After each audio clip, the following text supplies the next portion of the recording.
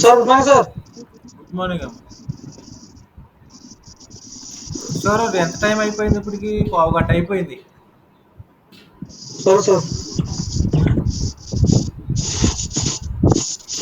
గత క్లాస్లో మనం పబ్లిక్ ఫైనాన్స్ సంబంధించి రుణ వర్గీకరణ, ప్రభుత్వ రుణం ఏ విధంగా ఉంటుంది అనేటువంటిది, ఎన్ని రకాలుగా ఉంటాయి అనేటువంటి దాని గురించి తెలుసుకున్నాం. ఈ చాప్టర్లో మనకి 2 టాపిక్స్ ఉన్నాయి. అది రుణ వర్గీకరణ ఒకటి, రెండోది రుణ విమోచన పద్ధతులు. ప్రభుత్వ రుణం విమోచన అంటే చెల్లించడం అన్నమాట. ఆ యొక్క రుణాన్ని చెల్లించి ఏ విధంగా విమోచన చెందుద్ది అంటాం. దాన్ని మనం ఇంగ్లీష్లో పబ్లిక్ డెట్ రిడమ్షన్ మెథడ్స్ అంటాం.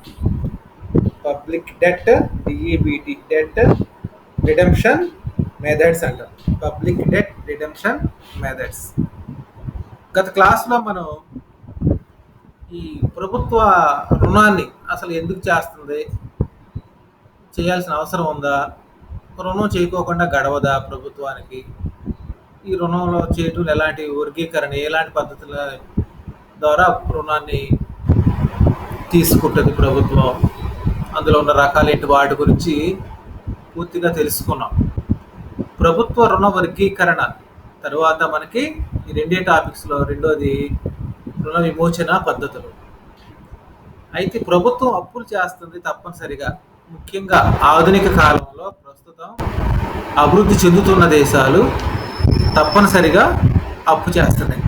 ఎందుకు చేయాల్సి వస్తుంది అప్పు అంటే, తన రాబడికి మించి వ్యయం అనేటువంటిది ఎక్కువగా ఉండటం వలన, ప్రభుత్వ వ్యయం అనేటువంటిది పెరగటం వలన, ప్రభుత్వ కార్యక్రమాలు అభివృద్ధి మరియు సంక్షేమం ఎక్కువగా పెరగటం వలన, ప్రభుత్వం ఖర్చు పెరగటం వలన, ఆ ఖర్చుకు తగినటువంటి రాబడి రాకపోవటం వలన ప్రభుత్వాలు అనేటువంటివి రుణాన్ని అనేటువంటి వాటిని తీసుకుంటూ ఉన్నాయి. ఈ ప్రభుత్వ రుణం తీసుకుంటం వల్ల, అప్పు చేయటం వల్ల ఎలాంటి ప్రభావం ఉంటుంది అప్పుల వల్ల మనమే చూద్దాం. మనకి అప్పు తీసుకున్నాం, అవసరాలకు 1 లక్ష 2 లక్షలు అప్పు చేశారమ్మా. ఏమన్నా ఇంట్లో ఎప్పుడైనా ధనలక్ష్మి వాళ్ళు ఏం చేశారు పెళ్ళికి, అక్క పెళ్ళికి, ఏం పెళ్ళికి చేసామండి. అప్పు చేస్తాం. మన అవసరాలు, మనకు ఆదాయం లేదు, ఖర్చులు ఎక్కువ ఉన్నాయి. ఆ ఖర్చులు అవసరం తప్పనిసరిగా ఖర్చు చేయాలి.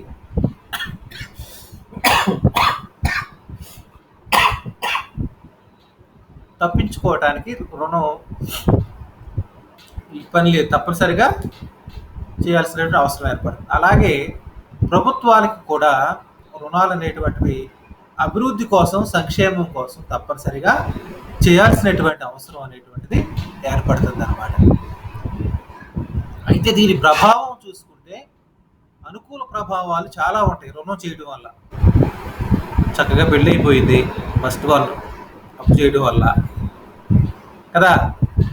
తర్వాత ప్రభుత్వానికి ఏంటంటే, ముఖ్యంగా ఆర్థికాభివృద్ధికి అవసరమైనటువంటి వివిధ ప్రాజెక్టుల నిర్మాణం కోసం, ఉదాహరణకు పెద్ద పెద్ద పరిశ్రమలను నిర్మించడం కోసం, పెద్ద పెద్ద నీటిపారుదల ప్రాజెక్టులు నిర్మించడం కోసం, అలాగే అవస్థాపన సౌకర్యాలను కల్పించడం కోసం, విద్య, వైద్యం, ఆరోగ్యం అలాంటి వాటిపైన ఎక్కువగా ప్రజా సంక్షేమం కోసం ఖర్చు పెట్టడం కోసం ప్రభుత్వాలు రుణం చేసినట్లయితే అవి దేశ ఆర్థికాభివృద్ధికి, ప్రజా సంక్షేమం కోసం ఉపయోగపడతాయి. అలాంటి డబ్బులు అది అనుకూల ప్రభావం మనకి. అంటే ఆర్థికాభివృద్ధిని సాధించడానికి, ప్రజల యొక్క జీవన ప్రమాణాలను, ప్రజల యొక్క సంక్షేమాన్ని పెంపొందించడం కోసం ఈ యొక్క రుణాలు అనేటువంటివి ఉపయోగపడతాయి. దానివల్ల అనుకూల ప్రభావం ఉంటుంది.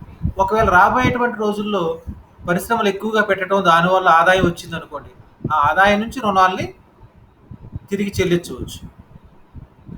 రుణాల్లో రకాలు చెప్పుకున్నాం, స్వదేశీ రుణం, విదేశీ రుణం చెప్పుకున్నాం.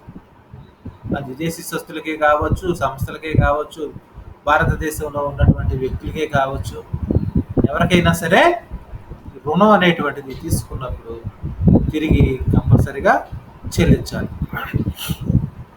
అది ప్రస్తుతం ప్రజలపైన భారం లేకపోయినప్పటికీ భవిష్యత్తులో ఎవరైతే ఈ పరిశ్రమలను కానీ, ఎవరైతే ఈ యొక్క ప్రాజెక్టులు కానీ, ఈ యొక్క సదుపాయాలను వినియోగించుకుంటారో వారి ద్వారా రాబడి రావటం వల్ల వీటిని రుణాలు అనేటువంటి వాటిని చెల్లించుకోవడానికి అవకాశం ఉంటుంది. తద్వారా ఉద్యోగ అవకాశాలు కల్పించబడతాయి. ప్రజల ఆదాయ ఆర్థిక స్థితిగతులు, జీవన ప్రమాణాలు అనేవి మెరుగుపడటానికి, పేదరికం నిర్మూలించడానికి, నిరుద్యోగాన్ని నిర్మూలించడానికి, ఆదాయ అసమానత తొలగించడానికి, ప్రాంతీయ అసమానత తొలగించడానికి రుణాలు అనేటువంటివి ఉపయోగపడతాయి. అది అనుకూల ప్రభావం ప్రభుత్వం అప్పు చేయటం వల్ల. మరి ప్రతికూల ప్రభావం ఏముంటుంది? అప్పు చేసి పప్పుకూడు లాగా ప్రభుత్వం అప్పు చేసింది, కానీ ఆ నిధులను, అప్పు చేసినటువంటి డబ్బుల్ని సరైన క్రమంలో ఖర్చు పెట్టినట్లయితే, ప్రభుత్వం ఖర్చు చేసేటువంటి ప్రతి రూపాయి వల్ల కూడా ప్రజా సంక్షేమం అనేటువంటిది గరిష్టంగా ఉండాలి. అంటే అది ఉపయోగకరంగా ఉండాలి, అది నిరుపయోగంగా ఉండకూడదు. డబ్బులు ఖర్చు పెట్టినట్టు అప్పు తీసుకుని ఖర్చు పెట్టేటువంటి డబ్బులు ఇలా అనుత్పాదకత కార్యక్రమాలపైన ఎక్కువగా కేటాయించింది అనుకోండి ప్రభుత్వం అప్పు చేసి డబ్బులు, తద్వారా ఏమవుతుంది? ప్రస్తుతం ప్రభుత్వానికి ఏమీ రాబడి రాదు, భవిష్యత్తులో కూడా ఏమీ రాబడి రాదు. అది ప్రజలకు భారంగా మారదు. అప్పు చెల్లించాలంటే మరి ఆదాయం ఎక్కడి నుంచి వస్తుంది? ప్రభుత్వానికి చెల్లించడానికి డబ్బులు ఎక్కడి నుంచి వస్తాయి? మళ్ళా పన్నులు మన దగ్గరే పన్నులు విధిస్తుంది ప్రభుత్వం. అదే మళ్ళా పన్నులు వసూలు చేసి మళ్ళీ అప్పులు చెల్లించడానికి ఆదాయాన్ని సమకూర్చుకుంటుంది అనమాట. అంటే ఇది ప్రతికూల ప్రభావంగా మనం చెప్తాం. అయితే ఈ ప్రభుత్వాలు అప్పు చేస్తాం సహజం. నేటి పరిస్థితుల్లో, ఆధునిక కాలంలో అప్పు చేయనటువంటి ప్రభుత్వాలు అనేటువంటివి ఏమీ ఉండవు. బడ్జెట్లో మనం చూసుకున్నట్లయితే రాబడికి మించి వ్యయం ఉండటం వల్ల, బడ్జెట్ లోటు ఏర్పడటం వల్ల ఆ ప్రభుత్వ వ్యయం ఎంతైతే ఎక్కువగా ఉంటుందో అంతటిని కూడా సమకూర్చుకోవడానికి ప్రభుత్వాలు రుణాలు అనేటువంటి వాటిని తీసుకుంటున్నాయి అన్నమాట.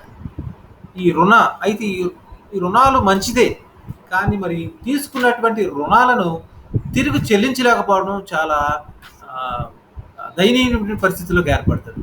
తీసుకున్నటువంటి రుణాలు అవి దేశీయ రుణాలే కావచ్చు, అంతర్జాతీయ రుణాలు లేక విదేశీ రుణమే కావచ్చు, ప్రపంచ బ్యాంకు మరియు IMF మరియు ఇతర దేశాల యొక్క, అభివృద్ధి చెందినటువంటి దేశాల యొక్క తీసుకున్నటువంటి అప్పులే కావచ్చు, సంస్థలే కావచ్చు, వ్యక్తులే కావచ్చు, వాటన్నిటినీ కూడా ఎక్కడైతే మనం రుణం తీసుకున్నామో, అప్పుల కోసం వెతుకుతూ ఉంటాయి ప్రభుత్వాలు. ఎక్కడ వడ్డీ దొరుకుతుంది, తక్కువ వడ్డీకి రుణాలు దొరుకుతాయా, ఎక్కడ మనం ఈ అభివృద్ధి కార్యక్రమాలు ఉపయోగించుకోవాలని ప్రతి ప్రభుత్వాలు కూడా, కేంద్ర ప్రభుత్వం, రాష్ట్ర ప్రభుత్వాలు కూడా, అన్ని దేశాల్లో కూడా ప్రభుత్వ రుణం అనేటువంటి దాన్ని తెలుసుకుని వాటిని సమకూర్చుకోవడం చాలా కష్టంతో కూడినటువంటి పనిగా చెప్తాం అన్నమాట.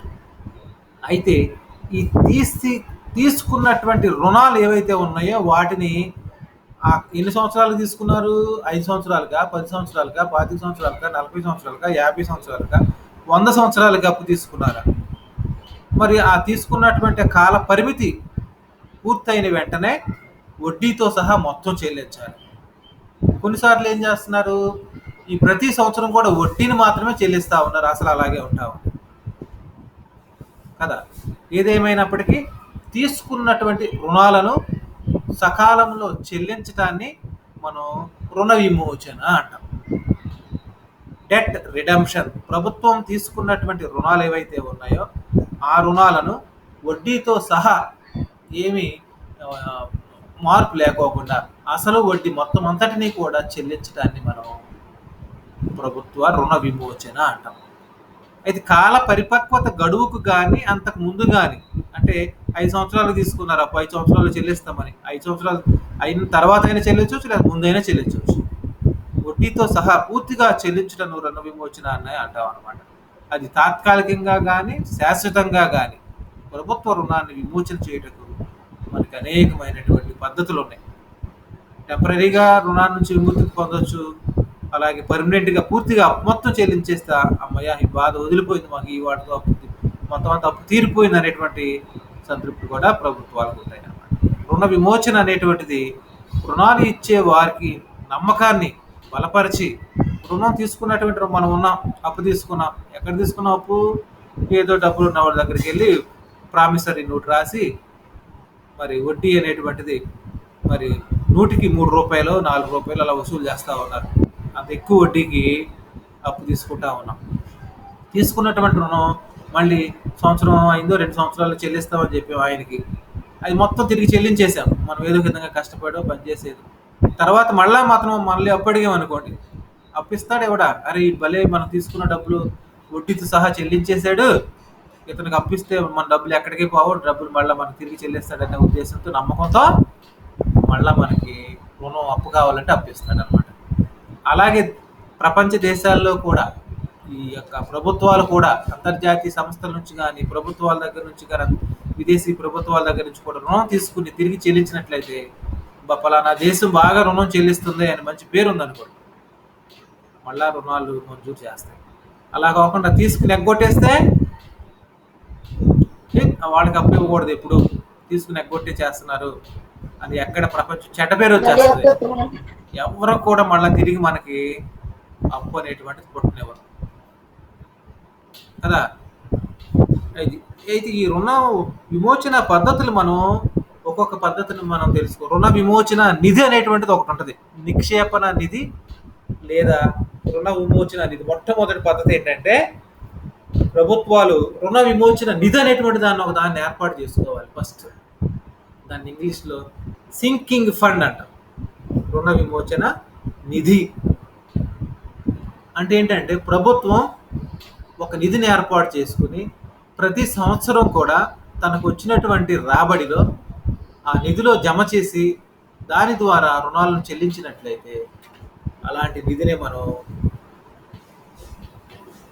రుణ విమోచన నిధి లేదా నిక్షేప నిధి అని అంటారు. అయితే ఈ ప్రభుత్వాలు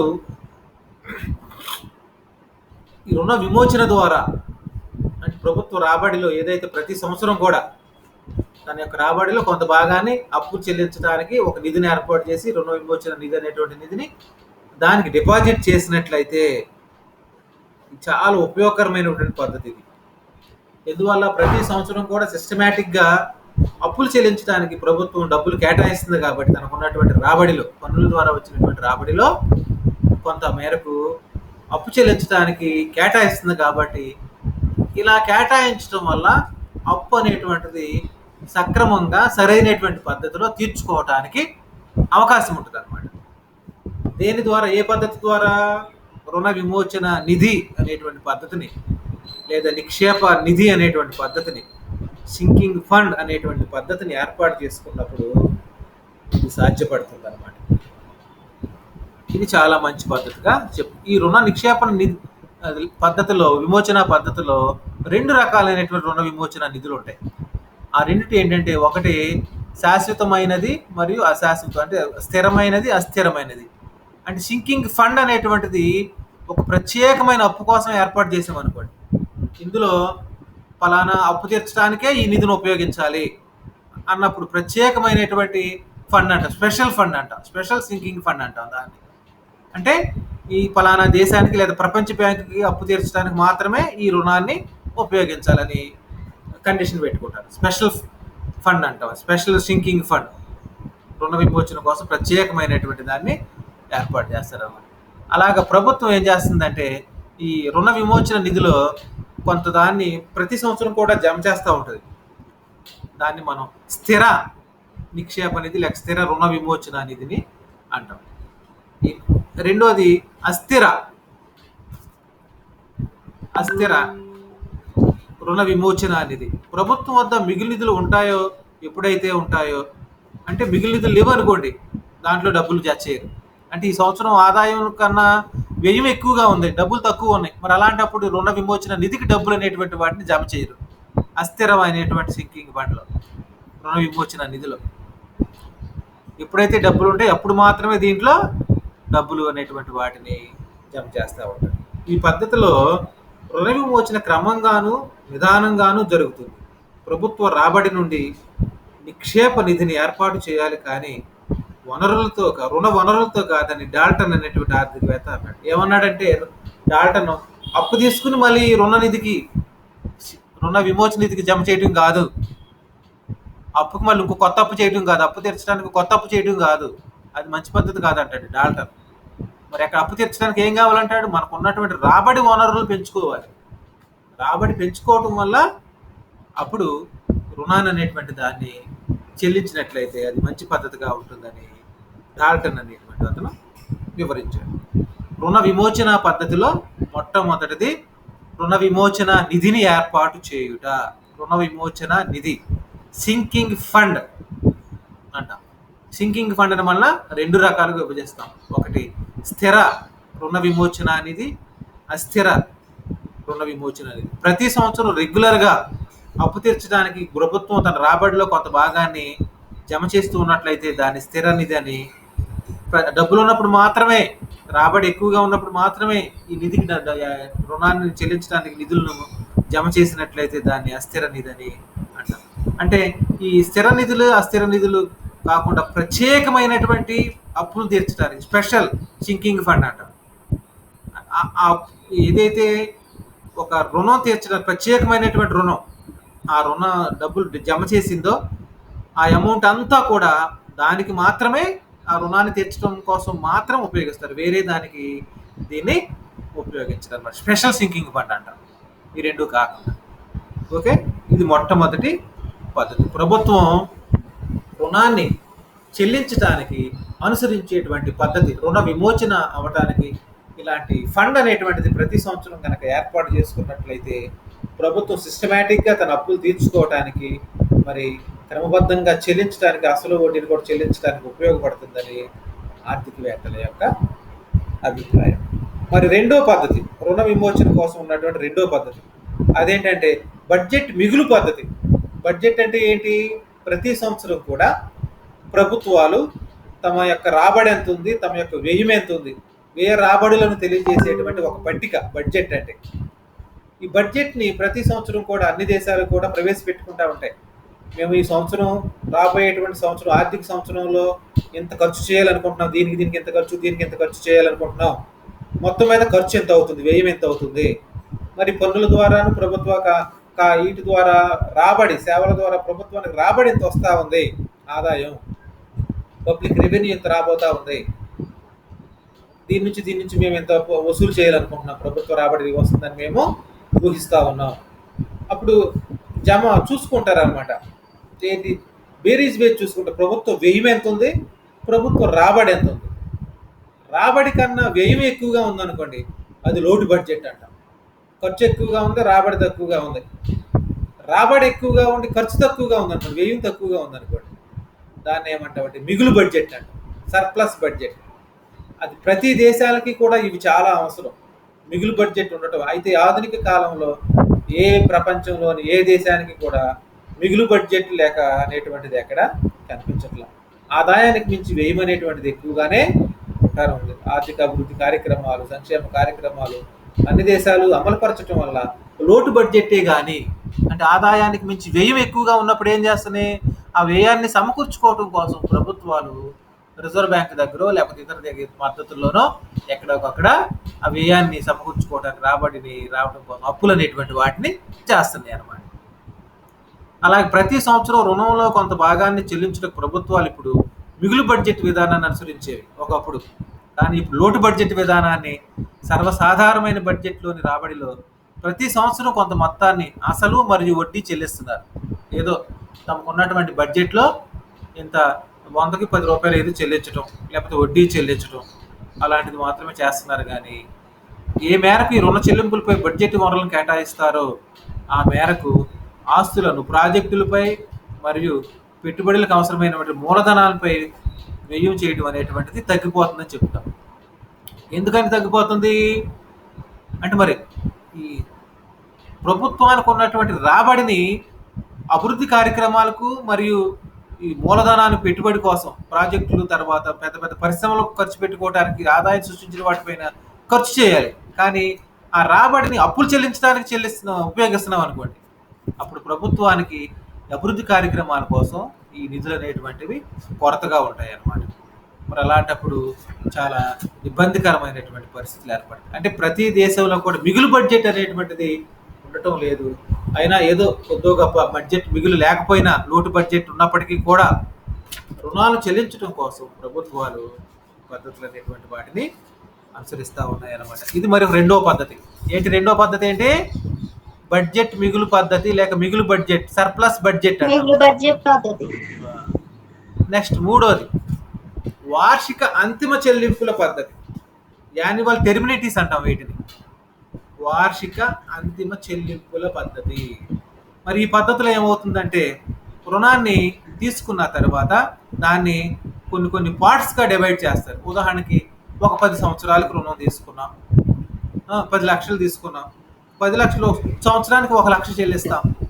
అలాగ 10 సంవత్సరాలకి 10 లక్షలు మేము తీర్చేస్తామని ఒక క్రమ పద్ధతిలో ప్రతి సంవత్సరం కూడా రుణాన్ని ప్రభుత్వం చెల్లించినట్లయితే సమాన వాయిదాల్లో అప్పుడు రుణం అనేటువంటిది ఆ 10 సంవత్సరాల లోపు పూర్తిగా చెల్లించేస్తాం. పరిపక్వత నాటికి ఏ తేదీ అయితే 10 సంవత్సరాలు మనం అప్పు చెల్లిస్తామన్నామో ఆ తేదీ నాటికి పూర్తిగా మనం చెల్లిస్తాం. అంటే దీన్నే మనం ఏమంటాం?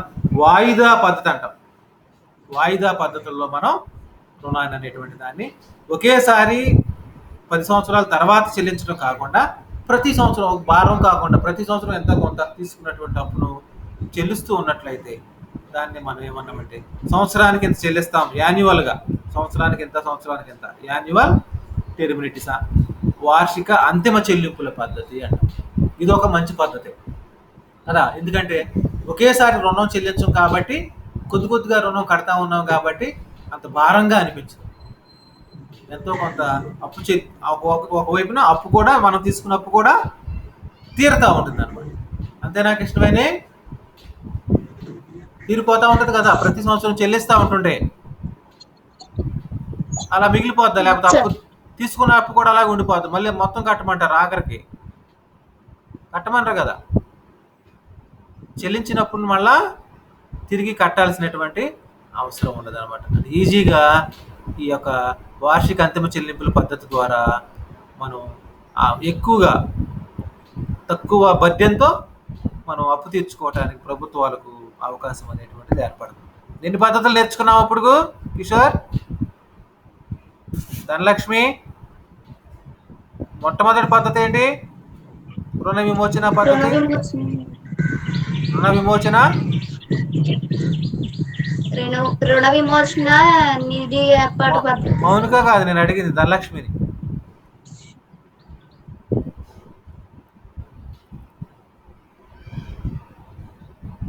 ఏంటమ్మా మొట్టమొదటి పద్ధతి ఏంటి?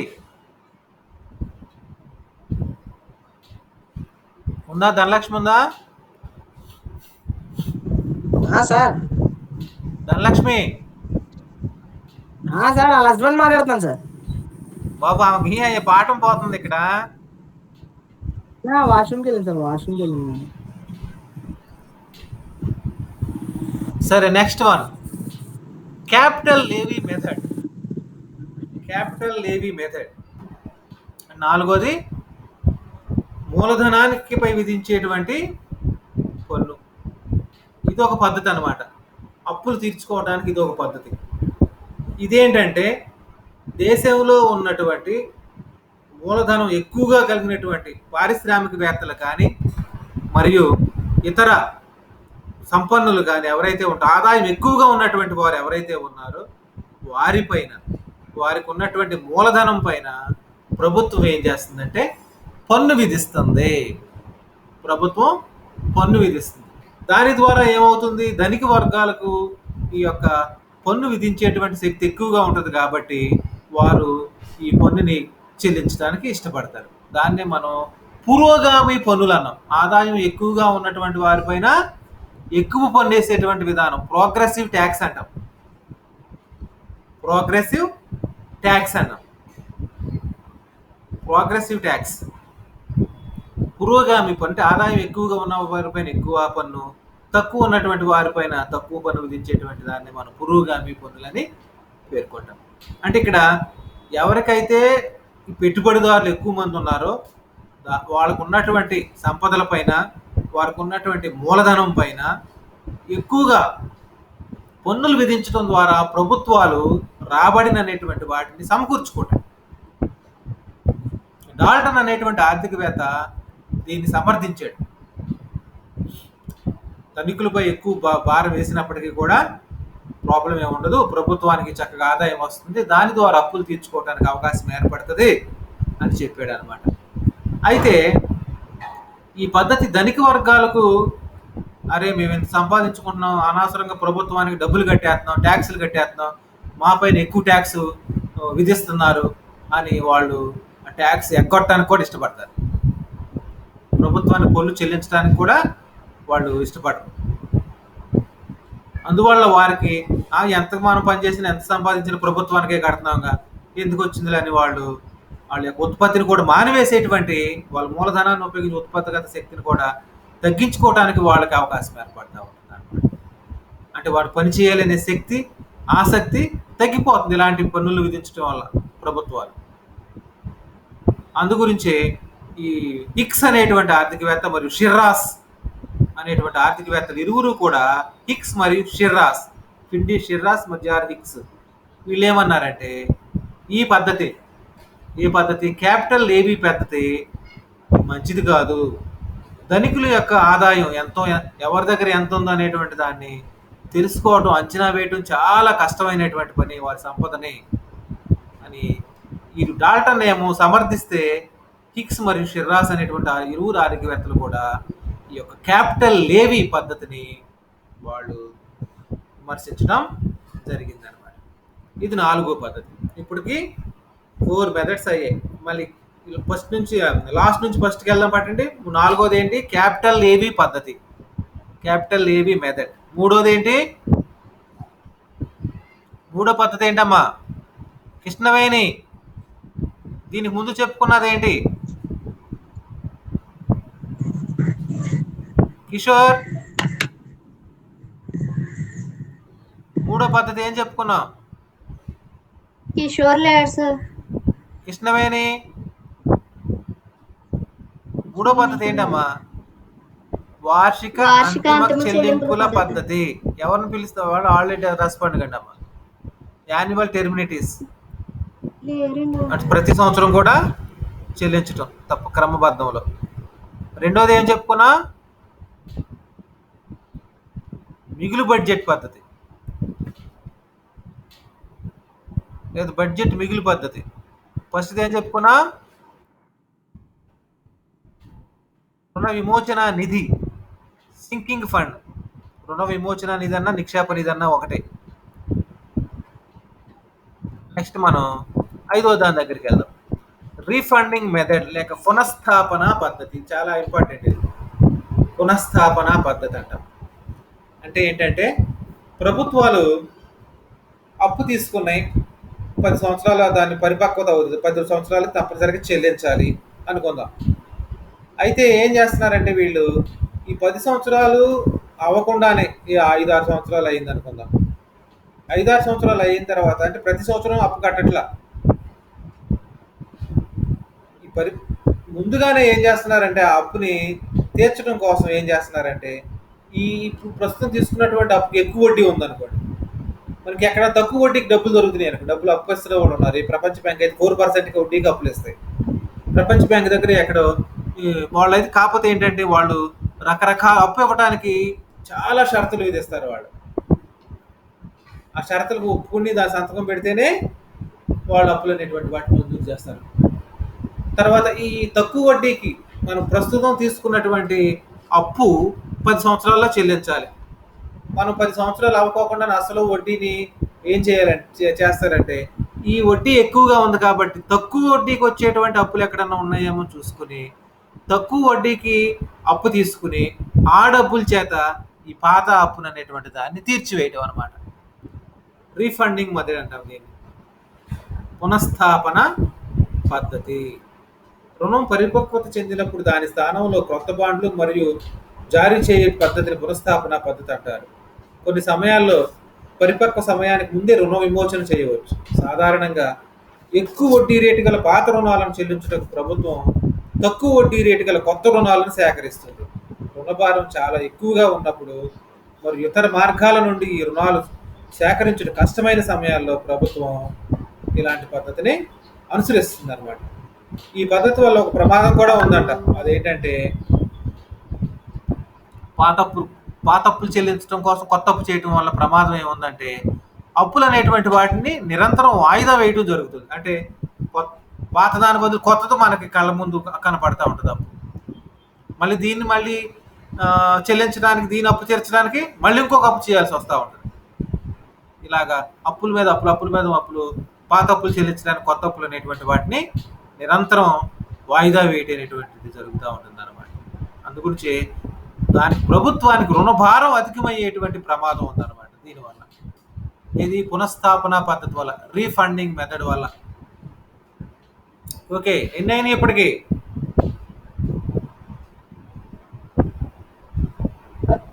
5 అయినాయి సార్. నెక్స్ట్ 6వది డెట్ కన్వర్షన్ మెథడ్. ఇది కూడా ఇందాక ఇప్పుడు చెప్పుకున్న లాంటిది, రుణ పునఃపందాలు. రుణ మార్పిడి పద్ధతిలో పాత రుణం స్థానంలో కొత్త రుణం చేయబడుతుంది. వాస్తవానికి ఇది రుణ విమోచన పద్ధతి కాదు, ఇది కేవలం రూపాన్ని మార్చడమే జరుగుతుంది. అంటే ఎక్కువ వడ్డీ రేటు చెల్లించవలసిన ప్రభుత్వం తక్కువ వడ్డీ రేటు చెల్లింపుదారులకు మారుస్తారు. ఈ పద్ధతిని వడ్డీ భారాన్ని తగ్గించడానికి ఇది డెట్ కన్వర్షన్. ఇందాక చెప్పుకున్నది 5వది, ఇది ఒకేలాగా నిశ్చయించు. ఇది రుణాన్ని తీర్చడానికి ఎక్కువగా అవకాశం అనేటువంటిది ఏర్పడుతుంది. వడ్డీ భారం అనేటువంటి తగ్గుతుంది. వడ్డీ ఎక్కువ ఉంటే ప్రభుత్వానికి చెల్లించే సామర్థ్యం తక్కువగా ఉంటుంది కాబట్టి తక్కువ వడ్డీకి మళ్ళీ అప్పు తీసుకుని ఈ యొక్క పాత అప్పులు అనేటువంటి వాటిని తీరుస్తాం అనమాట.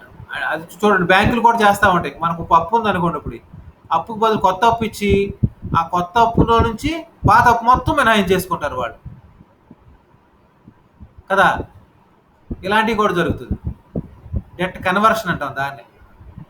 రుణ మార్పిడి అనేది వాస్తవంగా రుణ భారాన్ని తగ్గించడమే కానీ వడ్డీ రేటు తగ్గిస్తే వచ్చే ఆదాయం తగ్గి వారు పన్ను చెల్లింపు శక్తి కూడా తగ్గుతుంది అనమాట.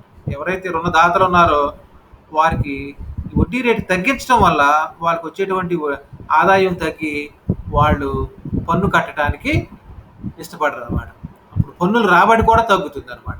అప్పుడు ప్రభుత్వ రుణ విమోచన శక్తి, ప్రభుత్వానికి ఎప్పుడైతే రాబడి తగ్గుతుందో ఆ రాబడి తగ్గటం వల్ల పన్ను చెల్లించేటువంటి సామర్థ్యం కూడా తగ్గుతుంది అనమాట. ఇది డెట్ కన్వర్షన్ మెథడ్ అన్న రుణ మార్పిడి పద్ధతి. నెక్స్ట్ లాస్ట్ది రుణ చెల్లింపులను తిరస్కరించుట. తీసుకున్నది ఎగ్గొట్టేయడం అప్పు.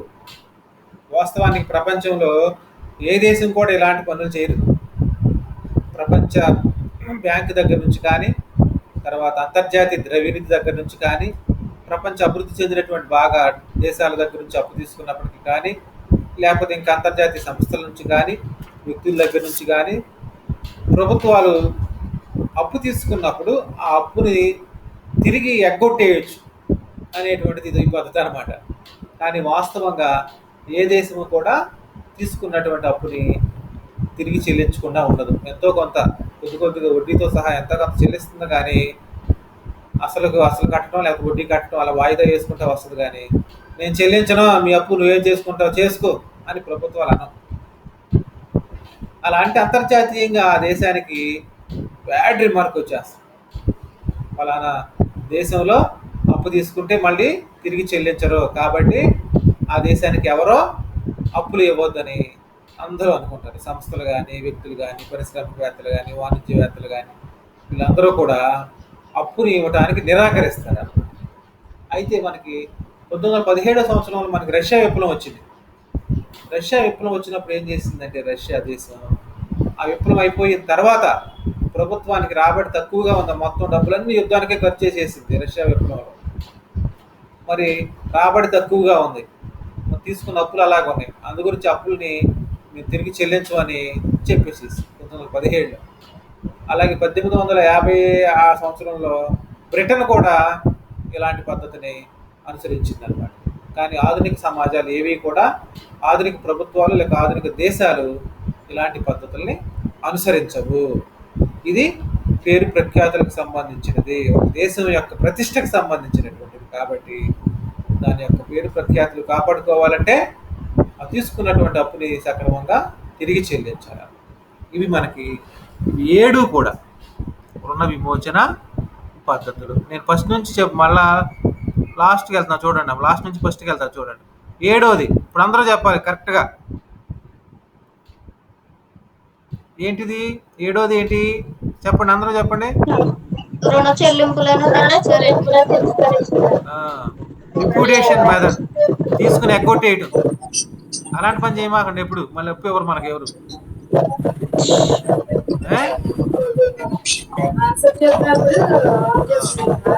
నెక్స్ట్ ఆరోది డెట్ కన్వర్షన్ మెథడ్, రుణాన్ని రుణమార్పిడి పద్ధతి. ఉన్నటువంటి దాన్ని మరొక తక్కువ వడ్డీ వచ్చి దానిలాగా కన్వర్ట్ చేసుకోవడం. అంటే అప్పు అలాగే ఉంటది, అప్పు మాత్రం తీరదు. పాత అప్పు తీరదు, కొత్త అప్పు ఉంటుంది అనమాట. కాకపోతే ఇక్కడ పాత అప్పుకి వడ్డీ అనేటువంటిది ఎక్కువ ఉంటుంది, కొత్త అప్పుకి తక్కువ ఉంటుంది అనమాట. ఇది కూడా ఆరోది. ఐదోది పునఃస్థాపన, రీఫండింగ్ మెథడ్. ఇది కూడా అలాంటిది, ఇందాక చెప్పుకున్నటువంటి దాన్ని. ఎక్కడైతే ప్రభుత్వాలు తక్కువ వడ్డీకి వస్తాయో అక్కడ రుణాలను సేకరించి రుణభారం ఎక్కువగా లేకుండా పాత అప్పునంటే చెల్లిస్తారు. పునఃస్థాపన పద్ధతి, రీఫండింగ్ మెథడ్. క్యాపిటల్ లేవీ మెథడ్, ఎవరైతే ధనికులు ఎక్కువగా ఉంటారో, మూలధన ఆదాయం ఎక్కువ ఉన్నటువంటి వారిపైన పన్ను విధించడం వల్ల ప్రభుత్వాలు రాబడిని పెంచుకుని ఆ రాబడి ద్వారా రుణాలు అనేటువంటి చెల్లించేటువంటి పద్ధతి, అప్పు తీర్చేటువంటి పద్ధతి, క్యాపిటల్ లేవీ మెథడ్. నెక్స్ట్ వన్ యాన్యువల్ టెర్మినేటిస్, అంతిమ చెల్లింపుల పద్ధతి. ప్రతి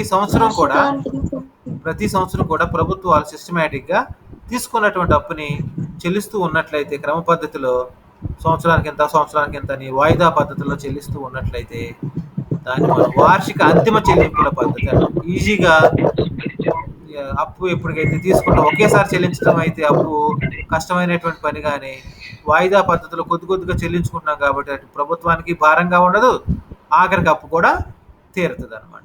రెండోది మిగులు బడ్జెట్ పద్ధతి. మిగులు బడ్జెట్ లేక బడ్జెట్ మిగులు, ప్రభుత్వం అనుసరించేటువంటి ఆదాయ వ్యయాలు లేకపోతే రాబడి మరియు వ్యయాలు, ఖర్చులు అనేటువంటివి దానికి అనుగుణంగా మిగులు బడ్జెట్ అనేటువంటి దాన్ని ఏర్పాటు చేసుకుని ఆ మిగులు బడ్జెట్ ద్వారా ఎంతైతే డబ్బులు మిగిలినాయో ఆ డబ్బుల్ని రుణాల చెల్లింపు కోసం ఉపయోగించుకోవాలని ఈ పద్ధతి తెలుస్తుంది అనమాట. మొట్టమొదటిది మనం చూసుకున్నట్లయితే సింకింగ్ ఫండ్, రుణ విమోచన నిధిని ఏర్పాటు చేసుకోవడం. అంటే ప్రభుత్వం తనకున్నటువంటి ఆదాయంలో ప్రతి సంవత్సరం కూడా కొంత రుణాన్ని చెల్లిస్తూ ఉన్నట్లయితే ఆ ఒక ఫండ్ని ఏర్పాటు చేసుకుంటుంది. అది క్రమ పద్ధతిలో అప్పు తీర్చుకోవడానికి అవకాశం ఉంటుంది. తనకు ఉన్నటువంటి ఆదాయమే తక్కువగా ఉన్నప్పుడు అసలు డబ్బులే కేటాయించలేదు అనుకోండి, అస్థిరంగా ఉంటుంది అనమాట. ఇది లేకపోయినట్లయితే ఒక ప్రత్యేకమైనటువంటి రుణనిధి, ఒక ఫలానా ప్రపంచ బ్యాంక్ అప్పు తీర్చడం కోసమే ఈ రుణనిధిని ఏర్పాటు చేశాం. స్పెషల్ సింకింగ్ ఫండ్ అంట, అలాంటి దాన్ని స్పెషల్ సింకింగ్ ఫండ్. ఇవి రుణ విమోచన పద్ధతులు. ఎన్ని చెప్పుకున్నాం మొత్తం? 7 సార్. విన్నమ్మా? చెప్పను. వరుసగా చెప్పాలమ్మా అందరు 7. ఎవరు చెప్తారు?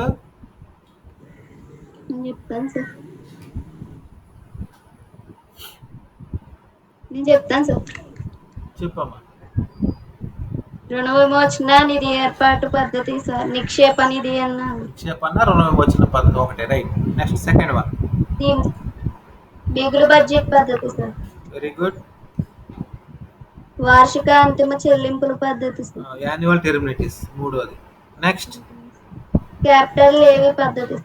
Very good. 4 పునఃస్థాపన పద్ధతి సార్. Refunding, right. 6వది రుణ మార్పిడి పద్ధతి సార్. Debt conversion. 7వది తీసుకున్న డబ్బుని చెల్లింపులను తిరస్కరించుట, ఎగ్గొట్టేయటం కదా. ఇది మనం చెప్పుకున్నాం ఫస్ట్లో చెప్పుకున్నప్పుడు. ఏంటి, రుణం యొక్క తీసుకున్నప్పుడు దాని ప్రభావం అప్పులు ఎక్కువగా ఉంటే ఎలా ఉంటుంది ప్రభావం. అయితే ఆధునిక ప్రపంచ దేశాలు అప్పు తప్పనిసరిగా చేస్తున్నాయి అభివృద్ధి కార్యక్రమాల కోసం. కానీ అప్పుల్ని తీసుకున్నటువంటి అప్పుల్ని సరైన పద్ధతిలో ఉపయోగించుకోవాలి. అభివృద్ధి కార్యక్రమాలు ముఖ్యంగా ఉత్పాదకత కార్యక్రమాలపై ఖర్చు చేసినట్లయితే దాని ద్వారా ప్రభుత్వానికి ఆదాయం వస్తుంది, కాబట్టి తిరిగి చెల్లించేటువంటి సామర్థ్యం కూడా ప్రభుత్వానికి పెరుగుతుంది. అనుత్పాదకత కార్యక్రమాలకు రుణాలు చెల్లించినట్లయితే అప్పుడు ప్రభుత్వాలు మళ్ళీ ఏం చేస్తాయి, ఆ రుణాలు తిరిగి చెల్లించడానికి ప్రజలపైనే మళ్ళా పన్నులు విధించి పన్నుల రాబడి ద్వారా ఆదాయాన్ని పెంచుకుని అప్పుడు అప్పులు అనేటువంటి వాటిని చెల్లిస్తాయి అన్నమాట. ఇలాగ మనకి ప్రభుత్వాలు ఈ పద్ధతులు అనుసరించి ఉన్నట్టు 7 పద్ధతులు అనుసరించి రుణాన్ని చెల్లించడానికి ఒక క్రమ పద్ధతిలో చేసుకున్నట్టువైతే ప్రపంచ దేశాలలో లేకపోతే ఆర్థిక సంస్థల్లో వ్యక్తులు కానీ పారిశ్రామికవేత్తలు కానీ వ్యాపారవేత్తలు కానీ తీసుకున్నటువంటి అప్పు తిరిగి చెల్లిస్తారు ఫలానా దేశం అనేటువంటి దాన్ని మనకి వచ్చినట్లయితే అప్పులు అనేటువంటివి ఈజీగా మనకి దొరుకుతాయి. అసలు అప్పులు లేకుండానే చేయిస్తే అనేటువంటిది ప్రస్తుత కాలంలో అయితే జరగని పని. చూడండి, ప్రతి సంవత్సరం ఇప్పుడు తలకు భారానికి మించినటువంటి వేల కోట్ల రూపాయలు అప్పులు ఉన్నాయి మన దేశానికి. అప్పు అనేటువంటిది రోజు రోజుకి పెరిగిపోతూనే ఉంది. అప్పు వడ్డీ కూడా మరి అప్పు అసలు తీర్చట్లేదు, దాని వడ్డీ వేసి మళ్ళీ మొత్తం కూడా వడ్డీకి వడ్డీ చక్ర వడ్డీలు అనేటువంటివి అంటామే మనం, అలాంటివి కూడా పెరిగిపోతాం. మరి ఈ యొక్క అనుత్పాదకత కార్యక్రమాలపైన చేసేటువంటి వ్యయం అనేటువంటి దాన్ని తగ్గించుకోవాలి ప్రతి ప్రభుత్వం కూడా. అది ఆర్థిక పరంగా చూసుకున్నట్లయితే దేశ సంక్షేమానికి చాలా మంచిది. ప్రభుత్వం ఖర్చు తగ్గించుకుని రాబడిని పెంచుకుంటూ ఉండాలి ఎప్పుడు కూడా. మరియు ప్రభుత్వాలు ఈ ఉత్పాదకత వనరులపైన ఎక్కువగా దృష్టి కేంద్రీకరించి వాటిపైన ఎక్కువ ఖర్చు చేసుకోవాలి. తద్వారా మళ్ళీ ప్రభుత్వానికి రాబడి అనేటువంటిది వచ్చి అప్పు తెచ్చుకోవడానికి అవకాశం ఏర్పడుతుంది అన్నమాట. 7 పద్ధతుల్లో మనం ఏది అడిగినా షార్ట్ ఆన్సర్ కూడా వస్తాయి. షార్ట్ ఆన్సర్ క్యాపిటల్ లేవీ మెథడ్ అంటే ఏంటమ్మా కృష్ణవేణి? క్యాపిటల్ లేవీ మెథడ్ మూలధనంపై విధించేటువంటి పన్ను. క్యాపిటల్ అంటే మూలధనం. కృష్ణవేణి రెస్పాండ్గా అమ్మా, మౌనిక గారు.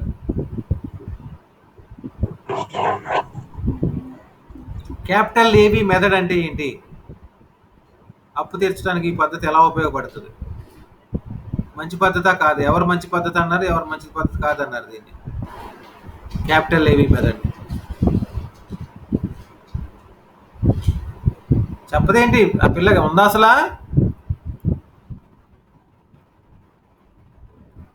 చదవమ్మా. ఇప్పుడే మళ్ళీ జాయిన్ అయింది సార్. ఇప్పుడే మళ్ళీ కృష్ణవేణి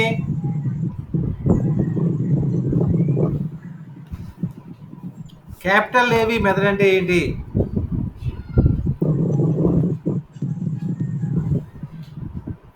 లేదు సార్, ఎవరు లేరు. లెఫ్ట్ అయిపోయిందమ్మా. అయిపోయింది సార్. అవునా? ధనలక్ష్మి ఉందా? ధనలక్ష్మి కూడా లెఫ్ట్ అయిపోయింది. వాళ్ళు క్లాస్ అవ్వకుండా వెళ్ళిపోతే ఎలాగా వాళ్ళు?